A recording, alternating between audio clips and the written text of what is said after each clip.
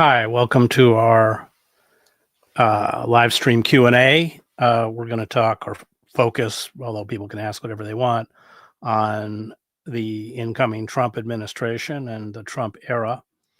We'll begin with Jana Voikova. Do you see any legal or diplomatic justice at all coming Israel's way for their genocide against Palestine? No, I don't. As long as the United States continues to funnel weapons to Israel, and Biden, of course, parting gift to the Zionist state was to provide another $8 billion in arms sales, Israel will continue its slaughter with impunity.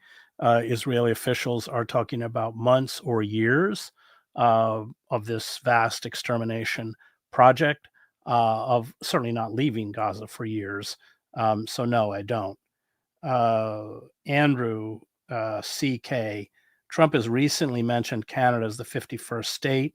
My wife's Canadian. This did not go down very well with her or any other Canadian, I suspect, and possibly purchasing Greenland. Is he just trolling, or does he actually want to expand the traditional? Well, I'm sure he wants to expand the traditional size of the U.S. And you're asking, is there anyone who would sell him land or territory? Certainly not Greenland or Canada. Trump has a habit of uttering all sorts of banalities, most of which in the first administration, the people around him ignored. This administration is a new bar in terms of idiocy and ideological fanaticism.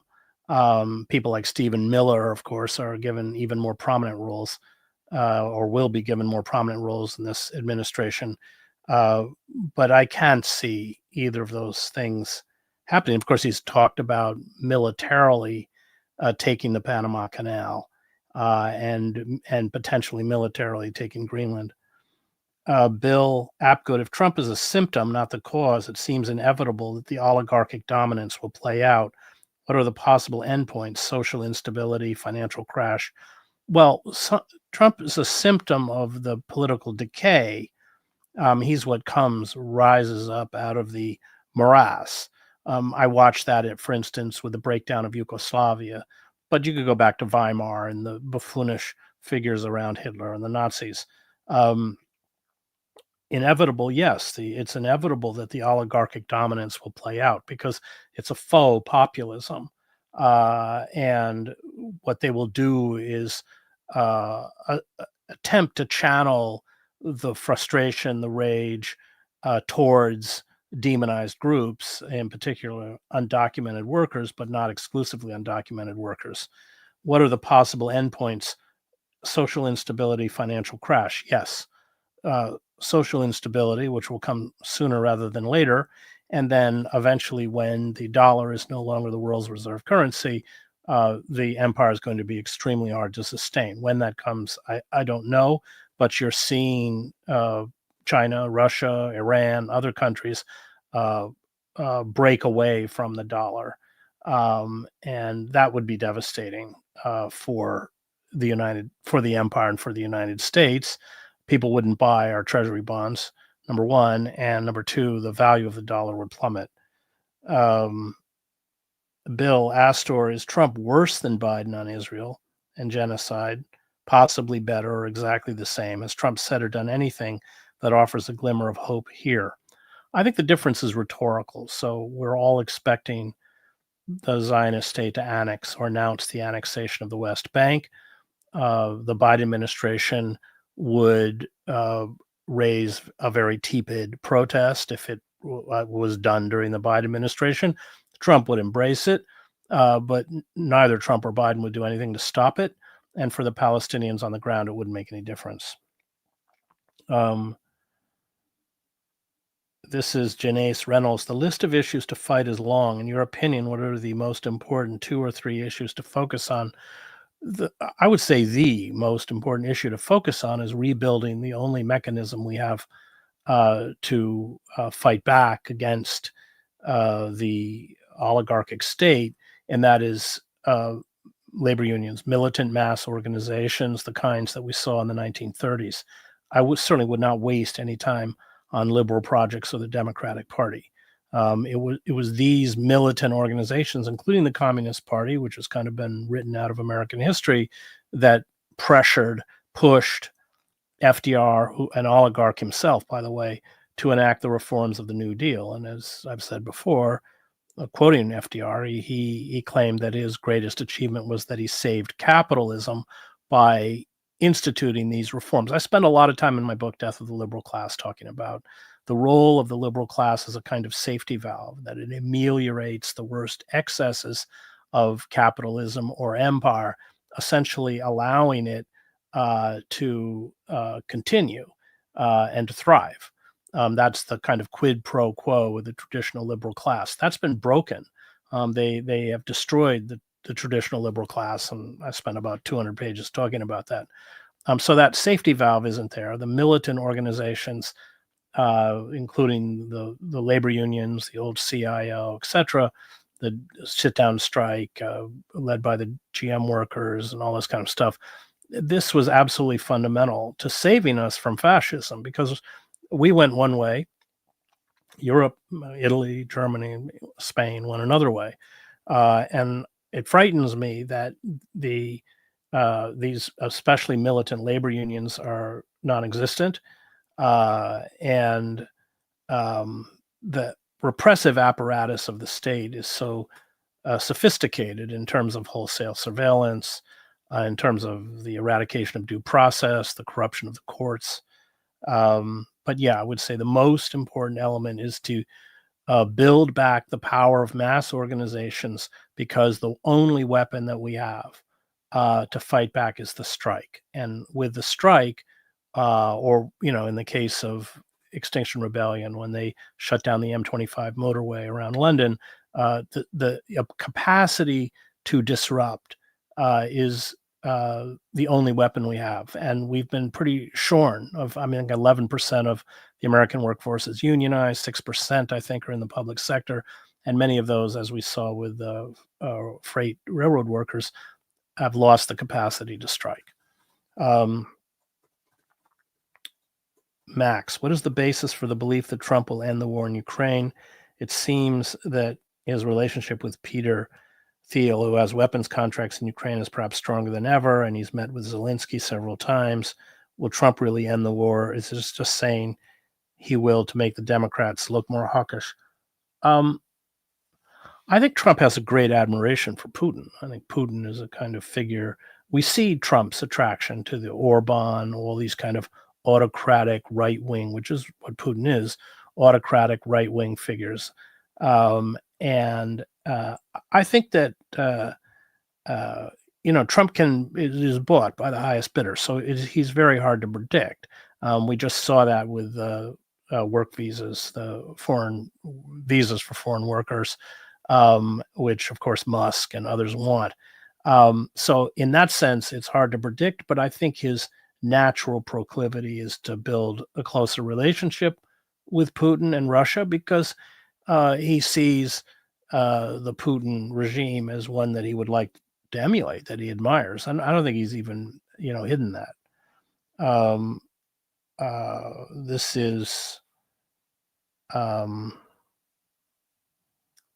Snaky on the PBD podcast. Trump said he wanted to leave Iran's leadership be. What reason did he have to say that? They would have nodded their head no matter what he said. Will he keep his word? I think on Iran, the policy Trump will be completely obsequious to Netanyahu, and of course Miriam Adelson, who gave him $100 million towards his campaign. I think anything Israel wants, it'll get. I would say from Trump's 4 years, he does kind of have a reversion to war, which is healthy, unlike Biden. And I would, it's hard, having never interviewed him or spent time with people who are particularly close to him. So I'm making a kind of assumption. I don't think he wants a war with Iran. On the other hand, I think there's very little that Israel will do that Trump will block. I think he's Biden was completely beholden to the Zionists, but But I think Trump, I mean, remember, he's talked about if the hostages will not be freed by the time he's inaugurated, there will be hell to pay. I think those are the words he used. I'm not sure exactly how hell can get any worse in Gaza. Um, so, I mean, the Netanyahu government and the apartheid state of Israel has a free hand, had a free hand under Biden, and they'll have a free hand under Trump. Netanyahu would certainly like a war with Iran. I think the main opposition to the war in Iran traditionally has come out of the Pentagon, which does not want to really engage in a prolonged, we're talking probably multi-year bombing campaign. I can't imagine they'd send in ground troops. The air defense systems in Iran are quite good. They're Russian. And that is the reason that the Israelis don't want to go it alone, because the cost to their Air Force would be too high. So that's why they don't mind if it's a cost to our Air Force. That's been the main impediment. This is R. Doherty. You wrote an article after the crushing of Occupy Wall Street. It was titled Occupy Will Be Back, but it won't be called Occupy. Do you see any manifestation of a new Occupy Wall Street occurring? Well, the Occupy movement was really interesting because I didn't predict it. I didn't see it. It just erupted. What happened with the Occupy movement is that when it was physically eradicated, when the encampments were eradicated in a concerted and coordinated effort by the Obama administration, this movement fragmented. So then you saw a series of anti-fracking movements, Black Lives Matter. Many of these people came out of the Occupy movement. It didn't, in that sense, go away. I do think that the situation is getting worse and worse and worse, especially for kids in their 20s. There just isn't work. The healthcare system is completely mercenary. I mean, drug prices were just jacked up the first of this year. These corporate forces know only one word, that's more. And they won't stop. There's no internal mechanism. And at this point, within the governmental systems or the regulatory agencies, external mechanisms that will stop them from becoming more and more exploitive, from preying, especially on the vulnerable, more and more. And eventually, you'll get some kind of blowback, and hopefully, it won't be violent. This is from Leslie Wheeler. My dad is a Trump supporter. He didn't even allow my sister to watch a nightly news show in his house. How can I talk to my dad, introduce my dad to new ideas without getting shut down? Suggestions. So that's an issue I deal with in my book, American Fascists, the Christian Right, and the War in America, which I think is worth looking at if you haven't seen it, because I think that's what's coming sooner rather than later. And I came to the conclusion, the first chapter is despair, because all totalitarian movements are built on despair. And that's what propels people into magical thinking. All totalitarian movements are forms of magical thinking. And I came to the conclusion, I write at the end of the book, that we won't reintegrate these people who are, comprise Trump supporters. We won't reintegrate these people into the economy until we ameliorate that despair, until we give them, decent health care and hope for the future, and jobs that provide a sustainable income. That's short of that, and of course it's gotten worse since I wrote the book. We can't reach these people through rational argument.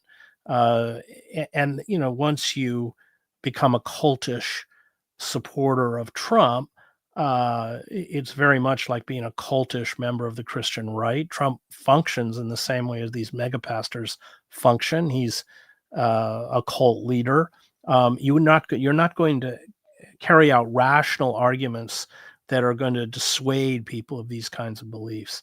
I would say that the best tactic is to address their immediate material concerns, express empathy for the very real suffering that they endure. Ralph Nader talks about the importance on a micro level of organizing, for instance, organizing workers at a Walmart. Certainly in many Walmarts, many are going to be Trump supporters. But you get people focused on the Walton family. I think the Waltons make $11,000 a minute or an hour or something. I can't remember. And eschew the larger political arguments because just won't get anywhere. The suffering is real. I mean, I know my mother's family comes from Maine, and I remember what these towns looked like when I was a boy, and they're kind of shells of what they were. And the methamphetamine labs everywhere, and people trying to work 70 hours a week just to pay their mortgage. That's all real. So I think empathy towards their suffering and a focus on the immediate injustices of their daily life we're just not going to argue them out of their conspiracy theories or Trump. Just isn't going to work because it's not grounded in anything rational. It's grounded in the irrational, and it's grounded in the pain and the dislocation and the disenfranchisement that they have suffered. 30 million mass layoffs in the United States since 1996. NAFTA was 1994. I mean, these people that have not, they were pushed out of stable middle-class jobs, and those jobs have not returned. I mean, the figures of employment are completely fictitious. If you work 1 hour a week, you're counted as employed, according to the unemployment statistics. People are not, the jobs where they once had benefits and a pension plan and the ability to buy a house, and that's gone. And they have every right to be angry. That the manipulation and the expression of that anger is frightening, but the anger is justified. This is years like fevers. Could a refusal to stomach this utter buffoonery for a moment more, I'm not sure, into meaningful, vigilant resistance, or like addicts, are we Americans fated for the bottom before we rise? I mean, the country will divide. I mean, this is what Marx, when he talks about the lumpen proletariat, Marx had disdain for the lumpen proletariat because that's the force that was always recruited into the thugs and fascist gangs and everything else that was used to attack the working class. That isn't going to go away. I mean, I saw it in Iran with the Basiji, these militias who came from the slums of Tehran. There's a kind of, when societies like ours breaks down, there's not only a kind of inevitable division, but unfortunately an inevitable violence. And those who, especially demagogues who hold power, are quite adept at manipulating segments of that society to carry out assaults against other segments of that society. And I mean, that is really at the core of Trumpism. Stephen Wallace, different from third-party runs, any thoughts on running socialist candidates in both major parties at the same time? That's what the neoliberals did. Well, no, the two parties are corporate appendages. I mean, they have many of the same donors, or at least they come from the same financial corporations, the big banks, Goldman Sachs, etc., Silicon Valley. I don't think either of the two political parties are reformable. I think that running, it's very, very hard. I mean, having spent a lot of time with Ralph and his campaign, it's very hard on a national level to get the kind of traction, publicity, money, or anything else, not least of which is ballot access. Probably running at a local level, the way Shama Sawant did in Seattle, is better. But I mean, Shama, it was a battle. I mean, because Amazon turned on her. I mean, they spent millions of dollars trying to defeat her. She was city councilwoman. She wasn't even mayor or anything. And then orchestrated a recall and all this kind of stuff. So I just don't think the political, investing a lot of energy, time into the political system is useful. I think it's far better to invest in mass movements that are designed to disrupt the system, to throw themselves into the machinery so that it doesn't work. This is Jonathan M. The works of art Mr. Fish creates for your articles are some of the most poignant images I've seen. Are there plans to compile them in a book, or can we purchase them somewhere? He does have books. Yeah, he's brilliant. He's amazing. He's really great. And we've been working together for a long time. We were at Truth Dig till we both got fired for going on strike because the heiress who funded Truth Dig wanted to fire Bob Scheer. Kai AL, I'm a Syrian immigrant living in the U.S. What is your take on how everything is developing in the recent weeks, and how do you think Trump will deal with everything? I assume you're talking about Syria. I get daily reports on Syria because I have two Arabic teachers, but the Arabic teacher I deal with remotely is a Syrian. I'm worried about Syria. If the Syrians cannot take back control of their oil in the north and the east and their agricultural area, which I think Turkey is going to grab, and then, of course, 70% of the Syrian military has been obliterated with Israeli airstrikes. The economy is in tatters. There's only an hour of electricity a day in Damascus. There's just so many ways this could go wrong. And you have a lot of sectarian groups in Syria. You have Kurds, you have Alawites. The Alawites are kind of heretical Shia or something. I mean, but certainly within the Middle East, they're seen as a kind of Shia offshoot. And they ruled under Hafiz al-Assad and under Bashar al-Assad. It was the Alawites who ruled brutally. So yeah, I'm pretty worried. I don't know. I suspect again on Syria, the Trump administration will just follow Israel's lead. Israel has seized the buffer zone on the Golan Heights, along with, of course, parts of southern Lebanon.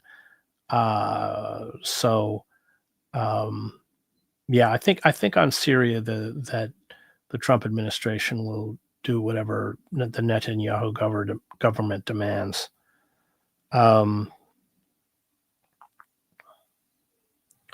Max Franks, how can pastors address political polarization in mainline churches while fostering unity and maintaining the church's prophetic voice?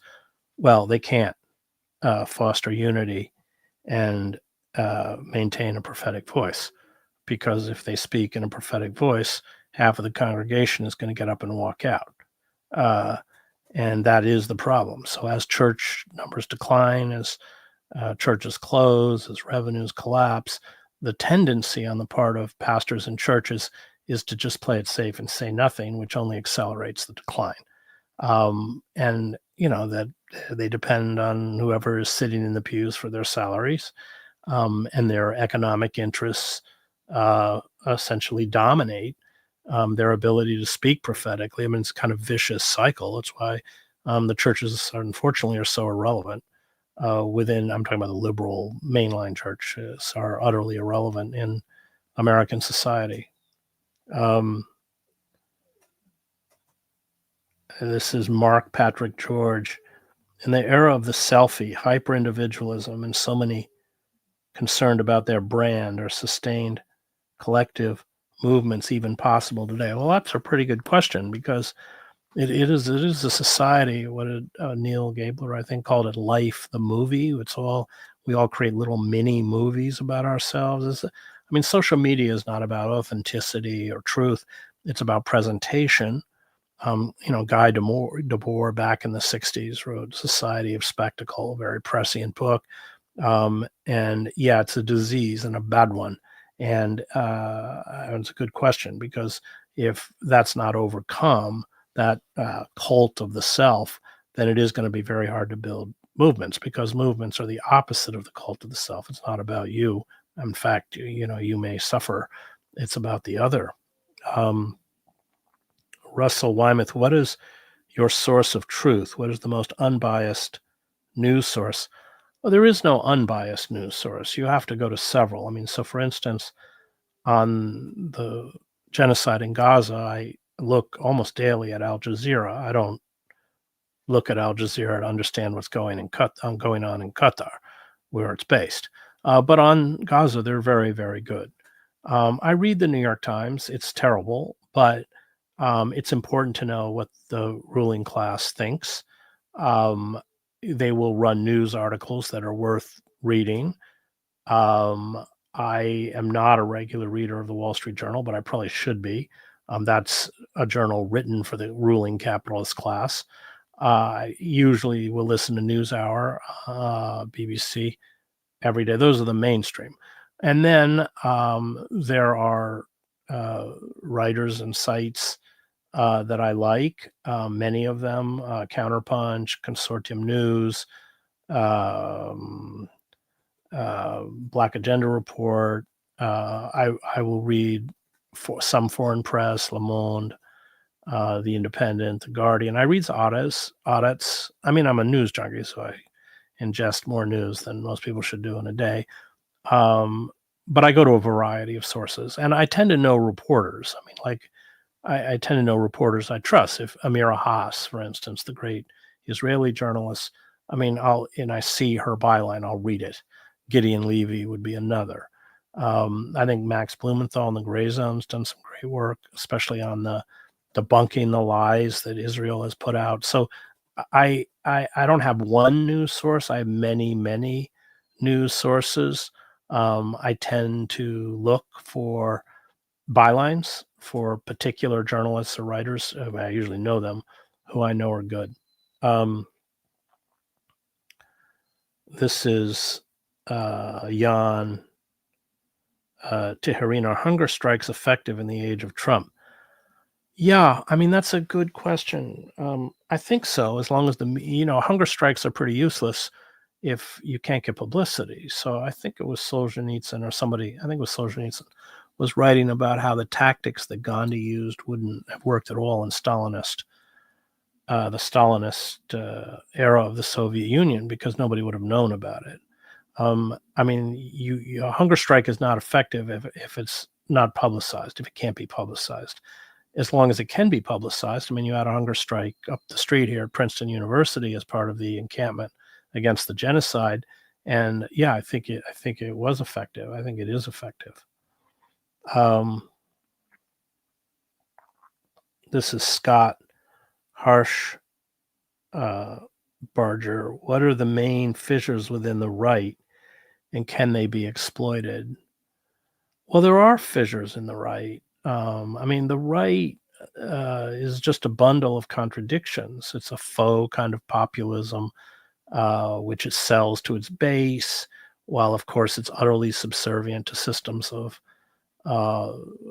that feed the oligarchic elite. Um, yeah, I mean, but any Hannah Arendt writes about this. Any totalitarian system never makes sense. It's all designed to emotionally appeal to its base, so that it can say one thing one day and another thing another day, and it doesn't really matter, because what it's not about conveying information. It's about catering to emotion. Um, so uh, I I don't know that. I mean, I think the fissures within the right, the most effective way to break the right is to build a mass movement that actually fights for and is willing to sacrifice for the well-being of the working class. That is the absolute best way to create fissures within the right. This is Donnie Mohammed. What are some books an aspiring journalist should read? George Orwell's Collected Letters, Essays, and Journalism was pretty important for me. I mean, I didn't study journalism. Um, I mean, there are some great Kapuscinski wrote some great books. He's a Polish journalist. He wrote some wonderful books. Robert Fisks did a whole show on this book, The Great War for Civilization. Um, uh, yeah, I mean those. There are many more, but I mean A.J. Liebling I like. Uh, Cy Hirsch's memoir, Reporter. That's a very good book. This is Gutux. Do you think Trump has been talking about? Why do you think Trump's been talking about stopping wars? Was it driven by polling results? Was he trying to be different from Biden? Was it affinity towards Putin? I do think Trump, from a distance, I think Trump does have a kind of. I don't think he likes going into war. Um, and as I mentioned before, I think he does have an affinity for Putin. This is Mada about Mada. Since you reviewed fire weather a while ago, seeing what's happening in LA this week is a lot like the fires in Alberta. What are your thoughts on the lethal nature of brush fires? Yeah, I mean, fire weather, which is a pretty chilling book to read, and you can watch the interview I did with its author, is a kind of harbinger of where we're headed. I mean, and we're watching it as we speak in Pasadena and all sorts of other parts of California. Mark L. For people that want to be writers, whether journalists or fictional writers, what advice would you give them to actually improve their craft? What makes a good writer? So, good writers read. That is the most important advice I can give you. It's like being a musician and not listening to music. I think you can teach people to be good writers, clear, concise. I mean, I'm always frustrated or often frustrated with academic writing because they don't seem to even make the effort. Um, I don't think you can teach people to be a great writer. That is intuitive. Writing at that point is a form of music. And it's how you use words to create music and build emotion. That's extremely difficult. But the most important advice is read. I mean, don't sever yourself from print if you want to write. Watching images is not going to help you as a writer. In fact, it's probably going to hurt you. Um, this is quintessential. Have you thought about how best to persuade politically to show the emptiness of dominant culture? I look around and see delusion. It's depressing. Yeah, I mean, we're the most, probably be uh, self-deluded civilization on existence. I mean, that's ever existed. I mean, given the way screens dominate our perception of ourselves and of reality, I would cut yourself off from digital platforms and electronic media as much as possible for two reasons. One, again, you have to read. Complex ideas are not transmitted through images. And secondly, you need to build community that's not virtual. You need to build a real community. Those are the two things that are so, to the extent that you can limit or cut down this addiction that we have as a society to these electronic hallucinations, the more salutary both we and that society will become. Ashley Ragus, do you have any comments about Luigi Mangione and the support for his case? Well, of course, people support him. I mean, these healthcare CEOs have killed, or caused premature death to tens of thousands of people. I know I don't support violence. I've seen enough of it.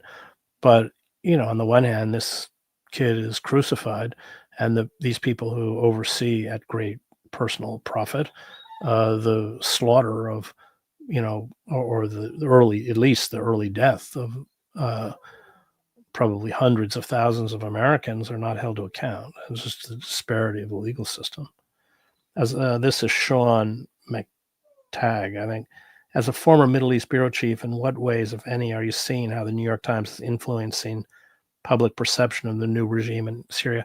I don't think the Times has the power. I think it's lost a lot of credibility. We know in terms of opinion polls that people have a great disenchantment with the legacy press. Of course, the Times coverage on Gaza has been horrendous. I wrote a column called Requiem for the New York Times, so it kind of laid out my push on the paper, or my take on the paper. I mean, this is a paper that has always served the interests of the power elite, But as its revenues has declined, as its own importance or as a platform has declined, it's become even more obsequious to those powers. I mean, and more transparent about its service to those centers of power. Paul Flansburgh, you teach oppressed people in a prison. What is their response to the hysteria around Trump's victory, or does some actually participate in it?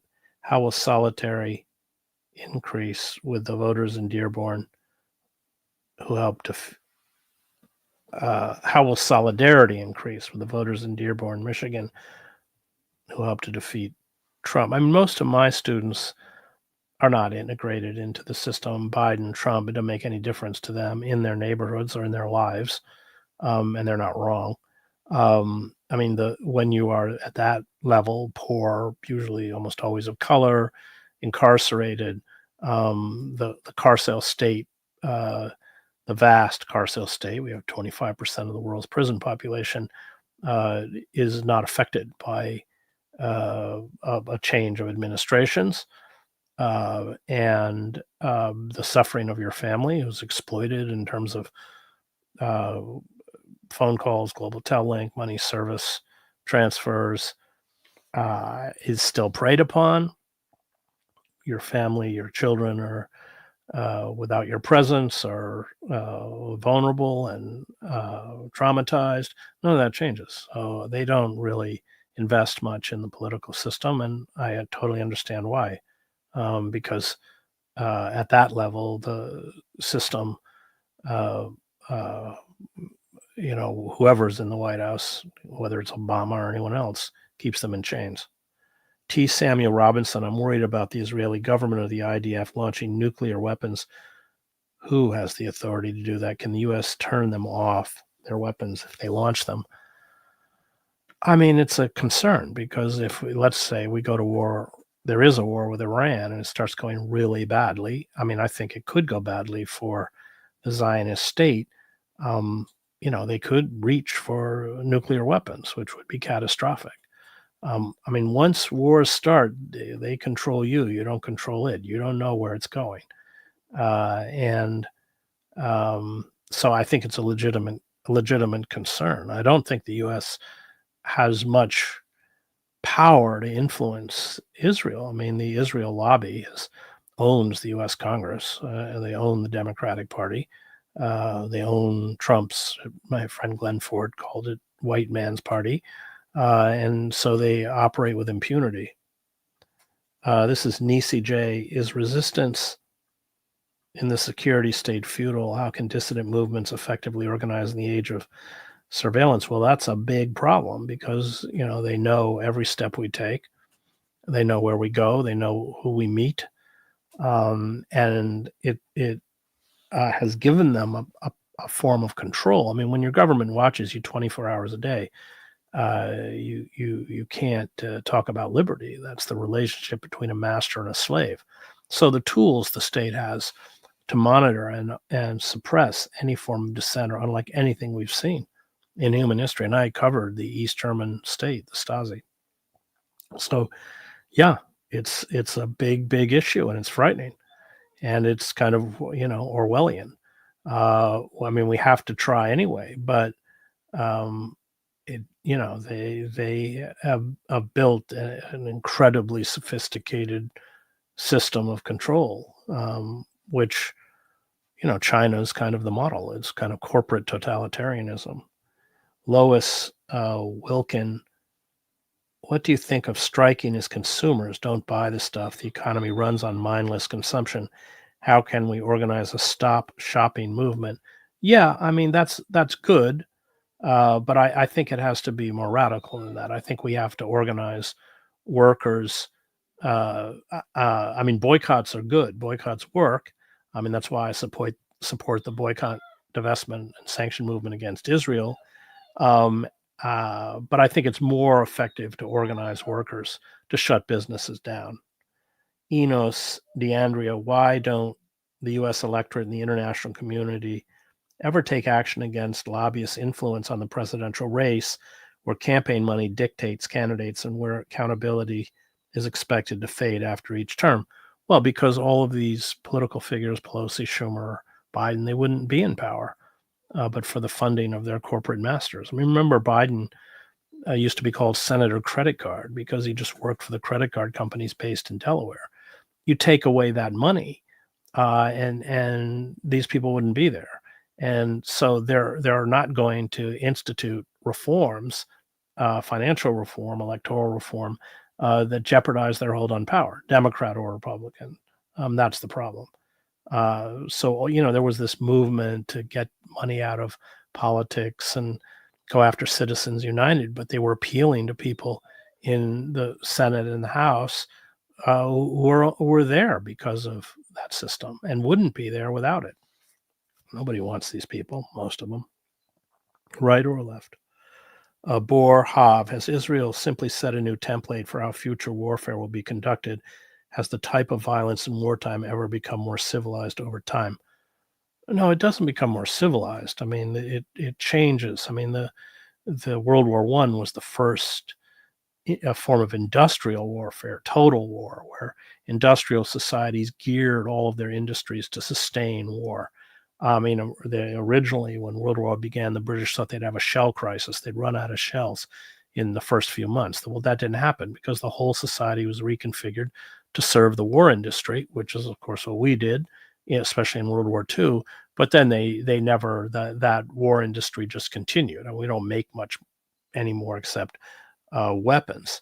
And that war industry is Karl Liebknecht, the German socialist, called German militarism, the enemy from within. That's what's disemboweling the country. If you read the historian Arnold Toynbee, he writes about how empires die, and he said empires die. One of the major factors in the death of an empire is an out of control military, which can just leaps from one military fiasco to the next and consumes greater and greater amount of state resources and state funding, which is precisely where we are. I mean, nobody's held accountable. They weren't held accountable for Vietnam. They're not held accountable for Iraq, Afghanistan, Syria, Libya, Ukraine, Gaza, or anywhere else. And unfortunately, I think Gaza, the genocide, is the kind of template.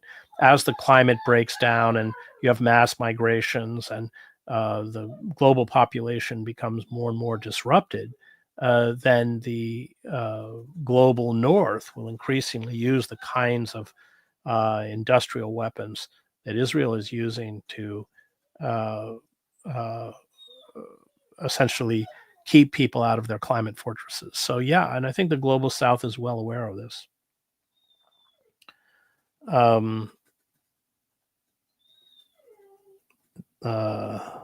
This is Vicky Mess. In Eric Schmidt's and Henry Kissinger's book on AI, they predict that AI will make people so reliant on technology that they will need AI to function and solve problems for them. What do you think of this? Well, that is what they are attempting to orchestrate, that we build such a reliance on AI that we can't live without it. That's their goal, of course. And it's everything. I mean, now we have all these electric cars that are just iPads on wheels. They know you're the music you listen to, who you call, what you say. And I think that's kind of where we're headed, and it's not good. This is Mar L. Chris, ex-Navy SEAL and CIA guy Sean Ryan recently claimed to acquire the manifesto of the Cybertruck bomber and premiered it on his show. The bomber apparently warned of Chinese drones pushing for war against the U.S. and claimed to have insider knowledge on China's aggression towards the West. Do you think this is real? Well, I think most of the aggressive posture has come from us towards China. I mean, we patrol the South China Sea, which would be the equivalent of the Chinese Navy going up and down the waters on the West Coast. I don't know. I mean, I was really interested in the manifesto of the Cybertruck bomber and the manifesto of the guy who drove his truck into the revelers in New Orleans. I couldn't find them. I didn't do an exhaustive search.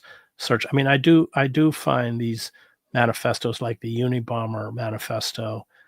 I find them really interesting. Or there was a manifesto written. He drove. It was several years ago. He drove like a plane into a like a office tower, I think in Texas somewhere. And he talked about how the woman across the hall was so poor she was eating dog food and stuff like that. I find that interesting. I mean, I'm not justifying, of course, the acts, but um, yeah, I don't know. I haven't read it.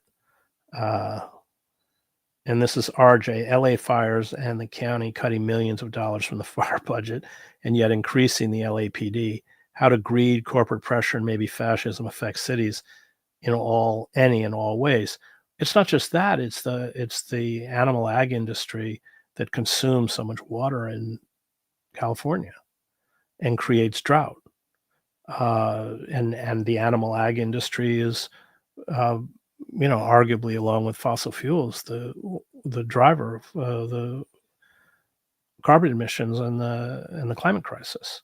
And so here you have water shortages, but there isn't any water shortages. I think it takes, I can't remember the figures, but it's really high. I mean, uh, tons and tons of water to sustain the animal ag industry.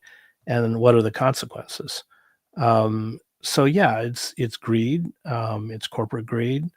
It's we don't invest in people in this country. We invest in control. Any poor deindustrialized part of any American city is evidence of that, with its militarized police and its carceral system. I mean, you pushed people out of the social milieu, ruptured their social bonds, which is itself a form of control. When you are invested in a society, then you have a kind of fealty or loyalty to that society to sustain it. When you're pushed out of that society, you need other forms of social control, and that's uh, essentially military occupation or militarized police is a form of occupation, and incredibly long prison terms.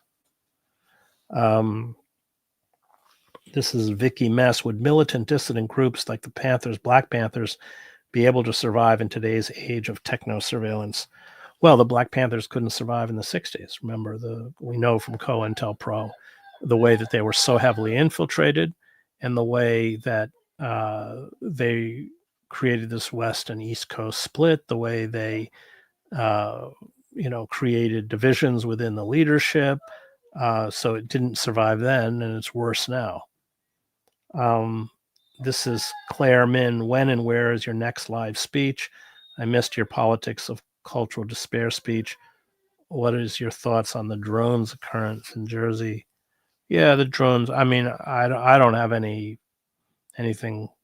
particularly earth shattering to say about the drones, except it's obviously if it doesn't worry in the security state, it's probably a product of the security state. My next live speech is Colorado. Speaking in Colorado, and I'm speaking at Davidson College in, is that North or South Carolina? I don't know.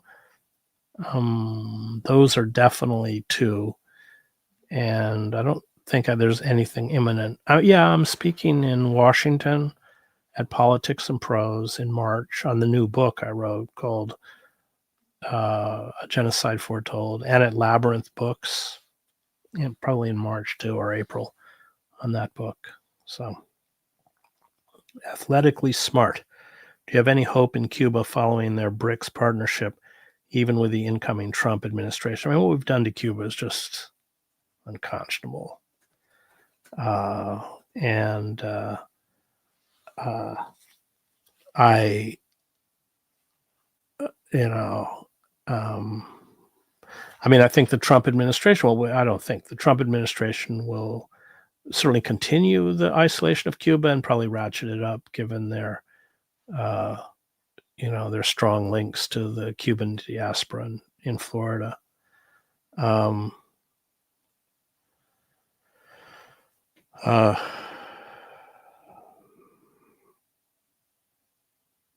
Lunacy. Where's our Pete Seeger? Yeah. I did an event with Pete Seeger right before he died, a few years before he died. I mean, he's probably there. As a matter of fact, I know our Seeger is there, but they can get traction on the airwaves. I mean, Loki would be a good example. Loki, the rap artist, who's British, he couldn't come to the United States and give a tour because he was denied a visa. He's brilliant. I mean, take a look at his stuff. Some of it's censored on YouTube, but What is a Terrorist or Free Palestine? So they're there. I mean, Loki's really amazing artist. So yeah, there are great artists, but of course they're pushed off the airwaves, which are corporate controlled. They do everything they can to make it impossible for us to hear them, but they're there. This is Blob Scott. Given many live lives behind screens, watching daily horrors, is there any hope with our modern risk-averse lifestyle we will rise against malignant power? What might trigger a rise from our slumber? You never know what triggers it. The fodder is there. I mean, I speak as somebody who covered all sorts of uprisings, the intifadas, the revolutions in Eastern Europe. The fodder is there, but you never know what will trigger it. You can never predict it. And there's that famous speech by Lenin in Switzerland where he said, well, those of us who are old will never see the revolution. 6 weeks later, he's in St. Petersburg. So even the Bolsheviks didn't see it. You don't see it. I mean, let's hope something ignites it. It's usually something really banal. Like the first intifada by the Palestinians was a traffic accident. It was like an Israeli truck plowed into a van full of day workers, Palestinian day workers, and the intifada erupted. There's my dog giving us the chorus in the background. Jet. Christopher Jewell, I know you're speaking at Shama Sawant's organizing conference next month. Oh, yeah, I forgot about that. Do you think Workers Strike Back will be a start of a brand new populist social? I love Shama. I think she's great. I think her organizing skills she's brilliant, of course, but I think her organizing skills are, I mean, she showed it on the ground in Seattle. I think she understands the problem. She understands what we have to do. Yeah, Shama's great. And I hope so. I hope that it is the start of a brand new populist socialist political party. I've always supported Shama and her work for years and years, and have gone out there, been out there and done events with her. I've done a lot of events with her. Vicky Mess, what do you think of Bernie's critiques of the Democratic Party, saying they don't speak to the needs of working people after Trump's loss? Does he deserve credit, or is it too little too late? Well, Bernie's critique is right. The problem is Bernie's solution, which is to support the Democratic Party. It doesn't, I mean, that's where Bernie's failed us. But his critique is right. And I don't sense that Bernie's disingenuous. I think he does care about the working class. But I think he's decided that he's not going to take on the Democratic Party because they destroy, that's not conjecture, because I've said this before. I did an event with him and Bill McKibben and Naomi Klein and Shama Sawant. And Shama, before the event, was pushing Bernie to run as an independent. And Bernie finally said in exasperation, I don't want to end up like Ralph Nader. Well, he didn't want to become a pariah. He thought that, which would have happened, the Democratic Party would have destroyed him. That was a career choice. I don't think it was the correct choice. I don't think it was a particularly moral choice. But that's the choice he made. Remember, Bernie campaigned with Clinton in 96 after NAFTA. And Bernie certainly understood what NAFTA had done. So he's decided that he's a de facto Democrat. He caucuses with the Democrats. He has seniority. He's gotten committee chairmanships from the Democrats. And I guess he feels that that kind of quid pro quo is worth it. But his critique is right. I mean, Bernie understands the problem. Karen Yates asks about Robert Reich, who I debated about third parties on Democracy Now!, recently published an article, former journalist, Erdogan's Turkey. In her essay on dealing with the Trump president, she states not to panic, that autocracies take time to create. She feels the U.S. is too decentralized in its government system for a complete takeover. That and congressional pushback, market forces, Republican dissent will restrain Trump. I don't agree at all. I think the government's completely centralized. I don't see any mechanism to push back in any meaningful way.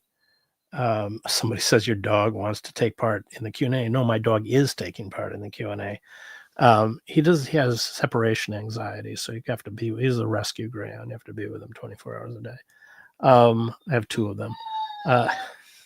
Okay, so what this is true, Maluz, and I guess this will be the last one. So what can people do? Protest, withhold our support, suss out true leadership, organize. We can't do anything alone. We have to build mass movements that are not bought off and corrupted by the liberal elite or the Democratic Party. I mean, movements traditionally have been built. You saw this with single payer.